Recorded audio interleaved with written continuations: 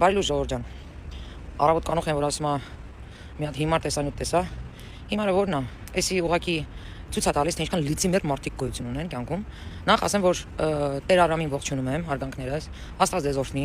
ձեր կատարած աշխատանքի, ձեր հավատարիմ լինելու համար, Աստծուն ժողովրդին պետությանը։ Երկրորդը, խնդրում եմ իմ կառավարությունից, որպեսզի Տեր Արամին ինչ-որ մի աջակցություն, ինչ-որ մի, չգիտեմ, իր անվտանգությունը ապահովելու համար ինչ-որ մի գործողություն կատարի, որովհետև նայելով այս կադրերին տեսնում թե մարդիկ ոնց կարան իրանց թույլ տան նման քայլերի գնալ, ասենց միտումնավոր գալ, սադրել կամ կանգնել, չեմ ուզում ավելորդ բառեր ասեմ ձեր հասցեին, բայց ձեր տենց թույն ճիշտ ուտեղ դրած եկել եք ու դվայնի ստանդարտ եկել եք օգտագործում են, երկարկի ստանդարտներ եք օգտագործում, ու ինչ ես ասում, ասում ես դու սխալ ես, դու ով ես որ իրան ասես սխալ ես, դու ով ես հոպար որ իրան ասես սխալ ես, եթե դու Տեր Արամի նման կծառայես, ամբողջ կյանքդ կնվիրես Աստծուն, եկեղեցուն, ժողովրդին, կծառայես, ու ինչ որ մի գոմիկ կամ չունգուլ լվացող քեզ կարգալուց կանի, այդ ժամանակ դու կարաս գաս ասես Տեր Արամը սխալ էր թե ճիշտ, իսկ մինչ այդ դու ոչ մեկ ես, իզված тебя никакая հոգնած, որ եկել ես Տեր Արամին ինչ որ բան ես ուզում բացատրես։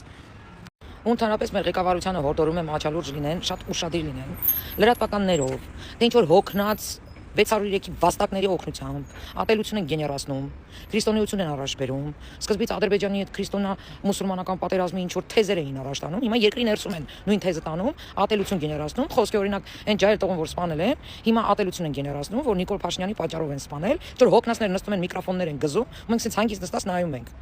Ամեն մի փարչակ միկրոֆոնի դեմը նստած իրան ինչ ասես թույլ է տալիս խոսի, մենք դնում ենք, թե մենք արհամարում ենք նմաններին, թե իբր շանտեղ չենք դնում, բայց մոռանում ենք, որ այդ համբալները մարդկանց մեջ առաջացնում են ատելություն, դժգոհություն, վրեժխնդրություն, իրար փոր են հելնում թափում։ Մենք պետք է ուշադիր լինենք այս ամեն ինչին։ Ու ամեն մի հոգնածի թույլ չտանք, ամեն մի հոգեկան հիվանդի չպետք է թույլ տանք, որ հելնի էշեշ դուստա։ Եթե տեղյակ չեք ինչի մասին եմ խոսում, գրեք ես դες կուղարկեմ կադրեր, թե ով ինչա ոռնում։ Ու դա ժողովուրդն է լսում։ Ժողովուրդն է լսում, մենք լիքը ժողովուրդ ունենք, որ բան չի հասկանում։ Լսելով այս ամեն ինչը կատաղում է։ Ու որ վաղը ինչ որ մեկի փորը թափի, որ ինչ որ մի համբալել հելնի ակնոցներով նստի միկրոֆոն գզի, ասի Նիկոլ Փաշինյանի պատճառով են այդ ջահել տողում սպանել։ Ու մենք ցենց հանգիստ նստենք նայենք։